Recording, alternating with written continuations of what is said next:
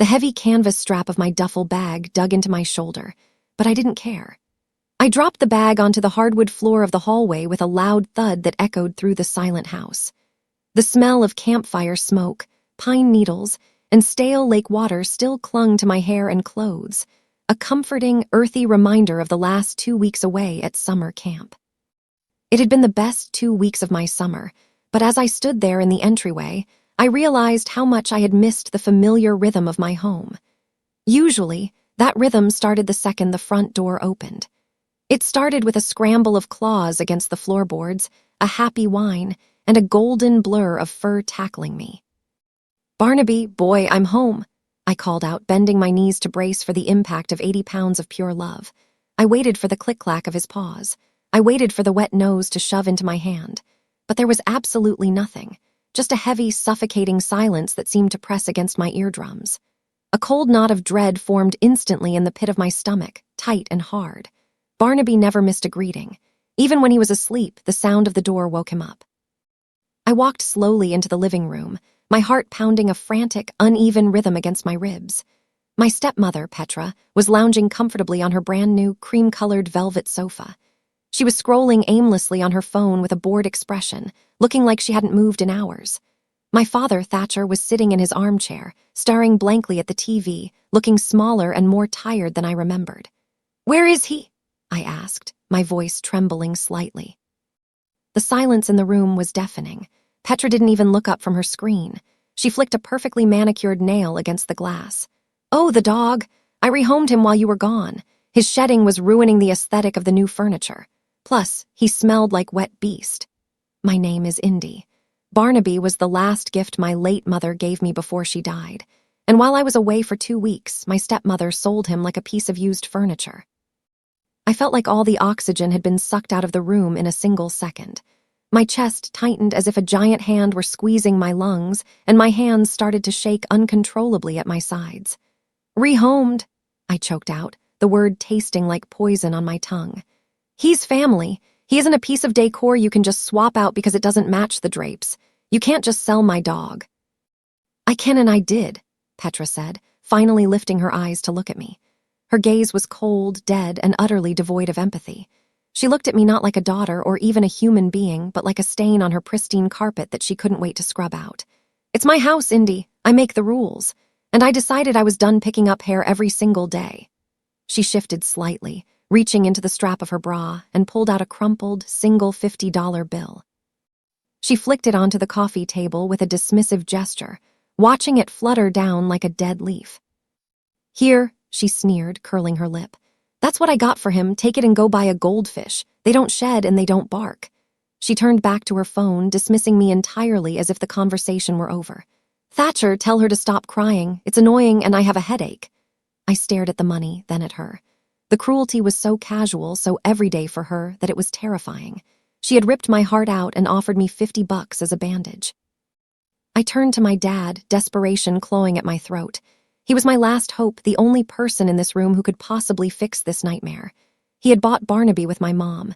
He knew what that dog meant. "Dad, please," I begged, tears streaming down my face now, hot and stinging. "Please tell me you didn't let her do this. Barnaby is all I have left of Mom, you know that. You promised you'd always look out for him." Thatcher sighed deeply, rubbing his temples as if he were the victim in this situation. He wouldn't meet my eyes. He stared intently at the pattern on the carpet, his shoulders slumped in defeat. He looked 10 years older than he was, worn down by years of Petra's emotional steamrolling and demands. "Indy, please," he mumbled, his voice weak and pathetic. "Petra was very stressed about the cleaning. The hair was everywhere. It's for the best. We'll get you a hamster, or something small that stays in a cage." He had completely surrendered. There was no fight left in him.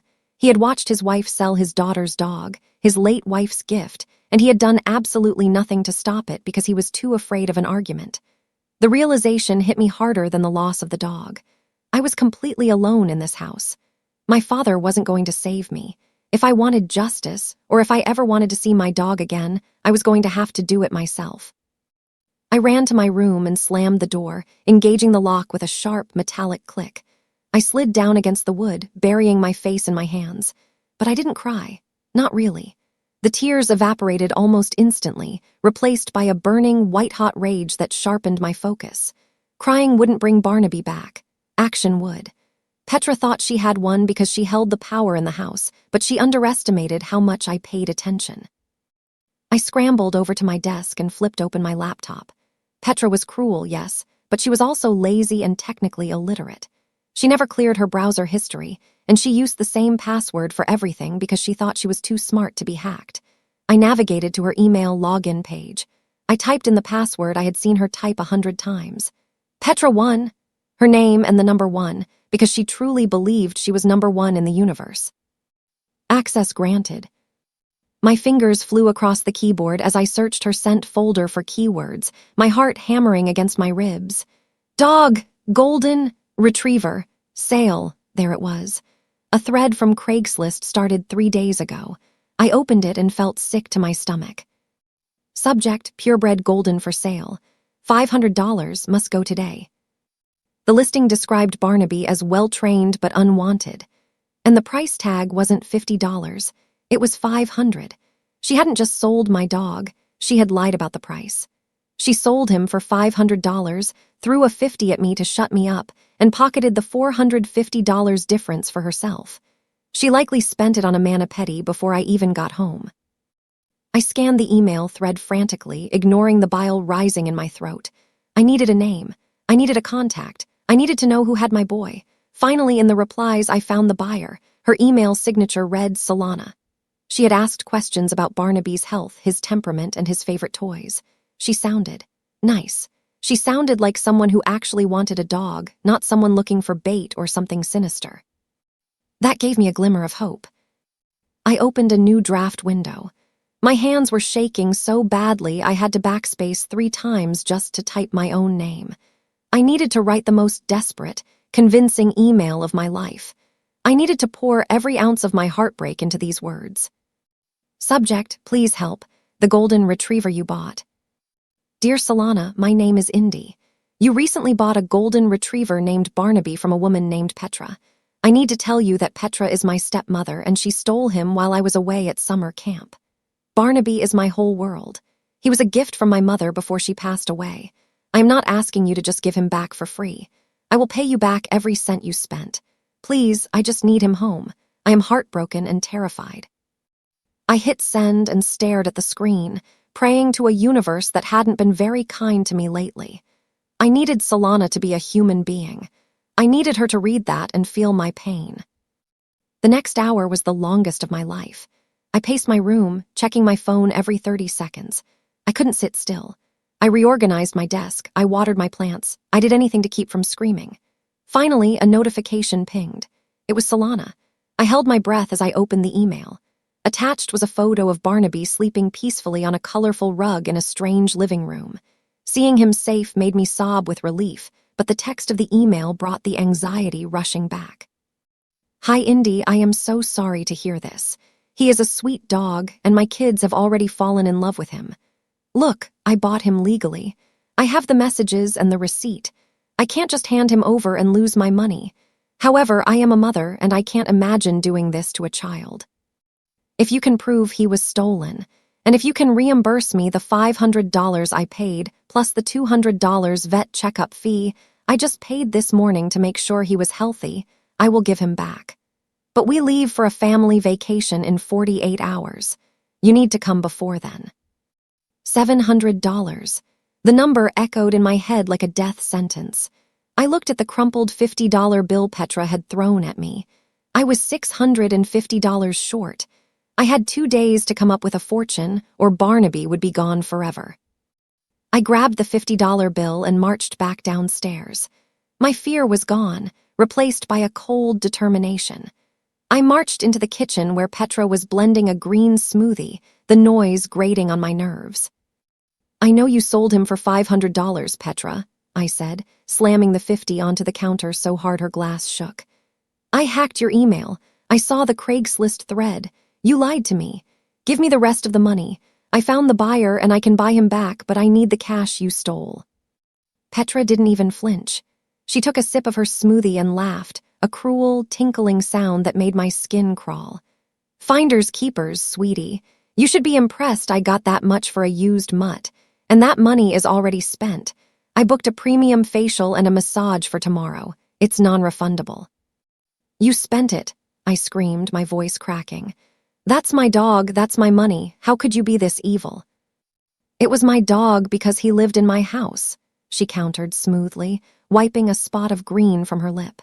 You should be happy I didn't charge you for the kibble he ate for the last 5 years. Consider the $450 a boarding fee. I turned to my dad, who was hiding behind his newspaper at the kitchen table. Dad, she stole $450 from the sale. Make her give it to me. Indy, drop it, Thatcher mumbled, turning a page without reading it. Don't upset her, it's done. I need $700, Dad, I said, my voice cracking with desperation. I walked over to him and pulled the paper down so he had to look at me.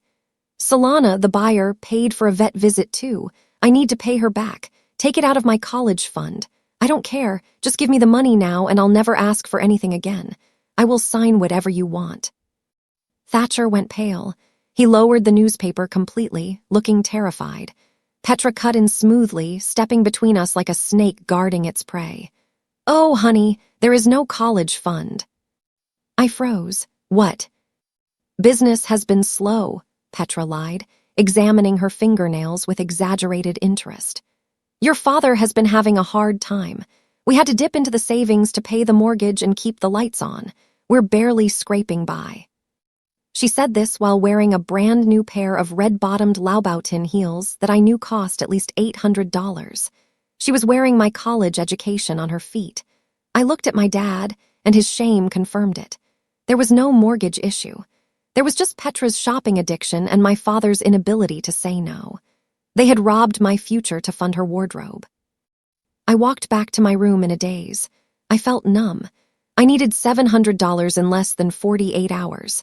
I had no job, no savings, and parents who were actively sabotaging me. I sat on my bed and stared at the wall, thinking. The anger was gone, replaced by a cold, calculating clarity. My eyes drifted to the master bedroom door down the hall.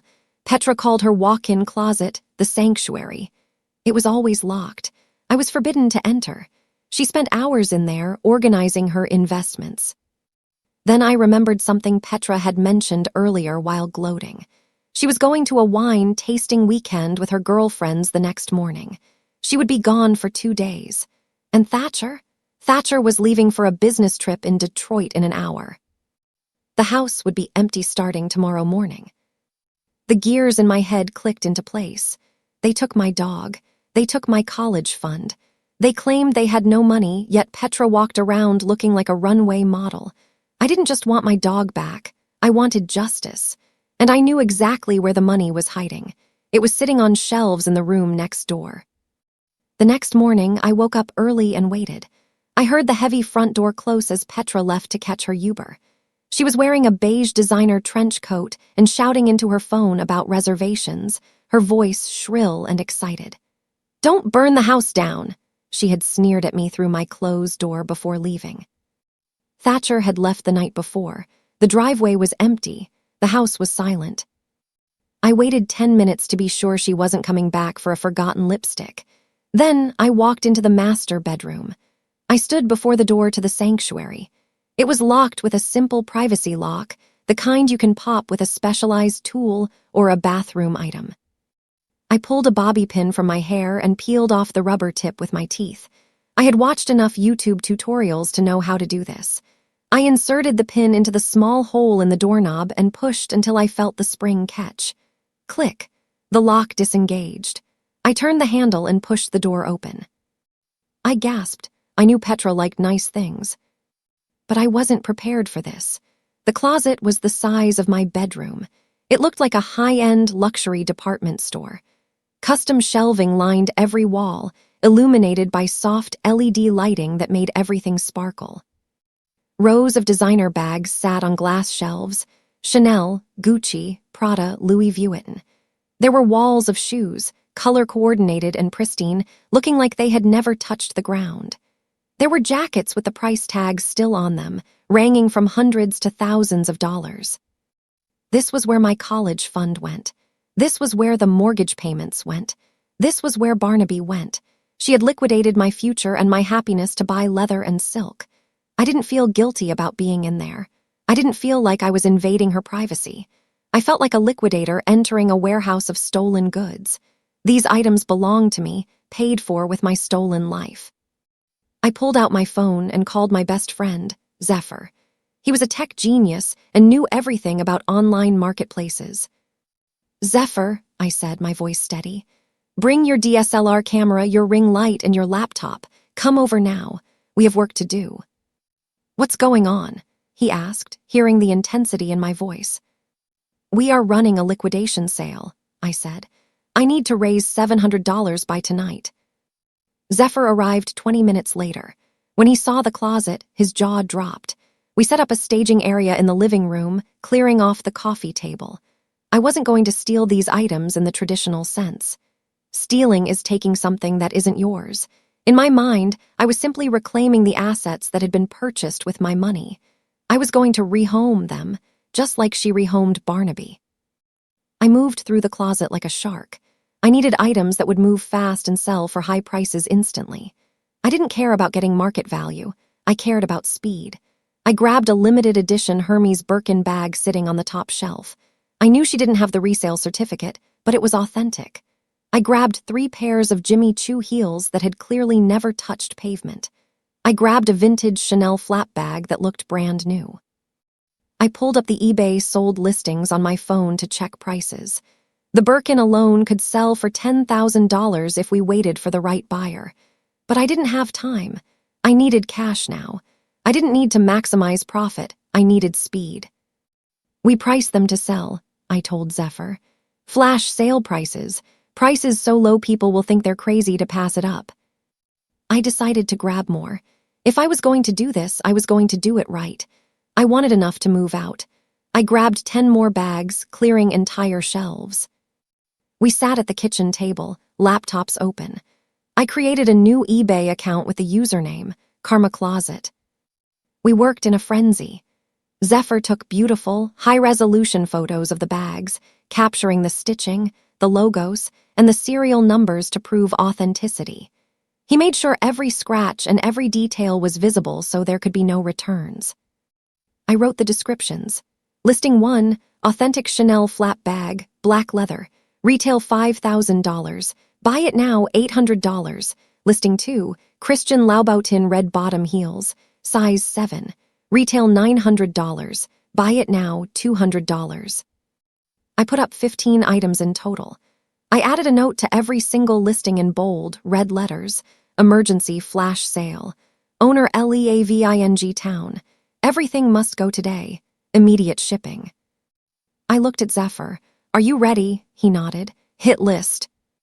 I clicked the mouse. The listings went live. For the first 5 minutes, nothing happened. I bit my nails, staring at the screen, terrified that my plan had failed. Then my phone pinged. Items sold, Louboutin heels. Payment received via PayPal, $200. Then another ping. Item sold, Gucci tote. Payment received, $450. Turned into a frenzy. The notifications were coming in so fast my phone was vibrating constantly. People thought it was a scam at first because the prices were so low, but Zephyr had uploaded photos of the date codes and serial numbers, and savvy buyers knew a desperate seller when they saw one. They were pouncing. Within 3 hours, every single item was gone. I checked the PayPal balance, $4,500. I had enough for Barnaby. I had enough for a car. I had enough to leave. "We have to ship these now," I told Zephyr, slamming the laptop shut. "We have to get them out of the house before she gets back. Once they are in the mail, they are gone." We raided the garage for boxes. Ironically, there were stacks of empty Amazon and luxury store boxes that Petra had saved. We used her own hoarding against her. We packed the bags carefully in bubble wrap. We taped up the boxes. I printed the shipping labels on my dad's office printer. We loaded Zephyr's car until the trunk and the back seat were full. We drove to the post office. I stood there and watched the postal worker scan every single package. Beep, beep, beep. With every beep, a piece of Petra's vanity disappeared into the postal system, never to return. We went back to the house to clean up the evidence. I returned to the closet to wipe down the shelves and remove any trash. As I was reaching into the back of a large Prada tote bag I hadn't sold, because it was ugly, my hand brushed against a thick envelope stuffed into the lining. I pulled it out. It wasn't receipts. It was a stack of bank transfer records. I unfolded them. They were transfers from Thatcher's construction company account to a shell company called Petra Designs LLC. I read the dates. They went back 3 years. Every month she was transferring thousands of dollars labeled as consulting fees. Petra wasn't a consultant. She didn't work. She wasn't just spending his personal money on clothes. She was embezzling directly from his business partners. This was why the business was slow. She was bleeding it dry. I froze, holding the papers. This changed everything.